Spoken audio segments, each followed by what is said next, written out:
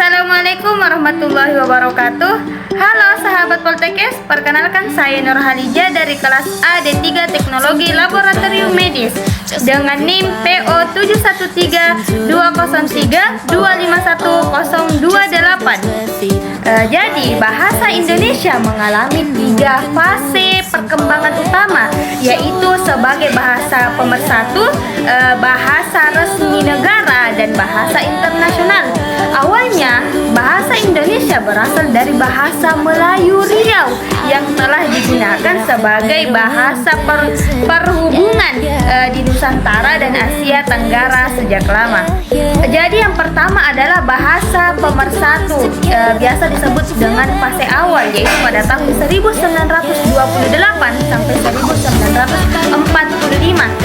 Jadi pada tanggal 28 Oktober 1928 melalui Ikrar Sumpah Pemuda, bahasa Melayu yang telah digunakan secara luas diangkat menjadi bahasa pemersatuan yang kemudian disebut sebagai bahasa Indonesia.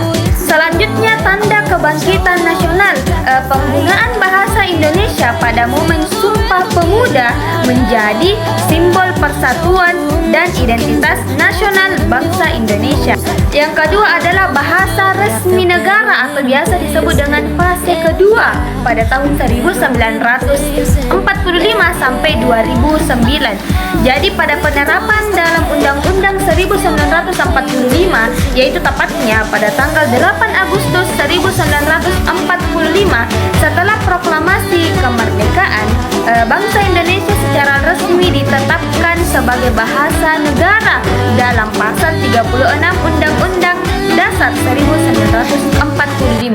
Selanjutnya adalah penggunaan dalam administrasi dan pendidikan.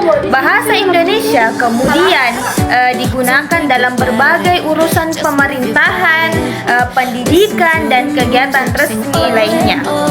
Selanjutnya adalah bahasa internasional, yaitu biasa disebut dengan fase ketiga pada tahun 2009 sampai sekarang.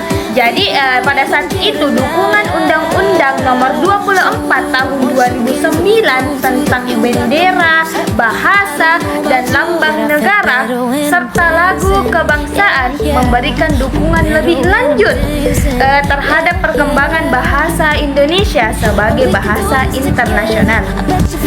Program pengajaran bahasa Indonesia untuk penutur asing.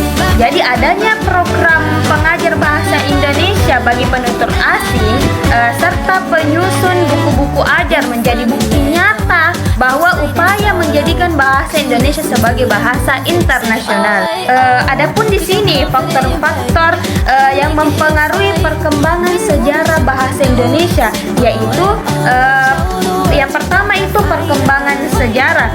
Jadi sejak zaman kerajaan, bahasa Melayu telah digunakan sebagai bahasa perhubungan dan sastra yang menjadi dasar bagi perkembangan bahasa Indonesia. Selanjutnya adalah peran tokoh dan organisasi.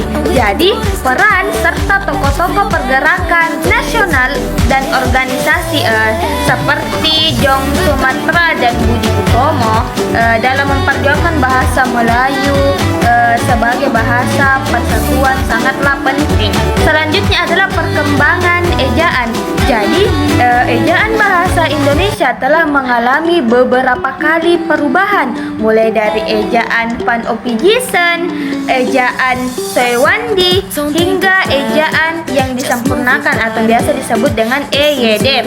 Dan yang terakhir adalah ejaan bahasa Indonesia atau biasa disebut dengan EBI sampai saat ini. Jadi penggunaan bahasa Indonesia bisa saja digunakan dalam berbagai bidang, bisa di bidang kehidupan kita atau termasuk di pemerintahan, pendidikan, sastra, media, dan teknologi. Jadi dengan demikian perkembangan bahasa Indonesia merupakan perjalanan panjang yang melibatkan berbagai aspek sejarah. Dengan demikian perkembangan bahasa Indonesia merupakan perjalanan panjang yang melibatkan berbagai aspek berbagai aspek sejarah, sosial, budaya, dan politik. Jadi bahasa Indonesia tidak hanya menjadi alat komunikasi, tetapi juga simbol identitas nasional dan sarana untuk menyebarkan ilmu pengetahuan dan teknologi. Jadi cukup sekian presentasi dari saya. Semoga teman-teman bisa mendapatkan pelajaran dari presentasi yang secara singkat yang bisa saya sampaikan. Demikian dari saya. Wassalamualaikum warahmatullahi wabarakatuh.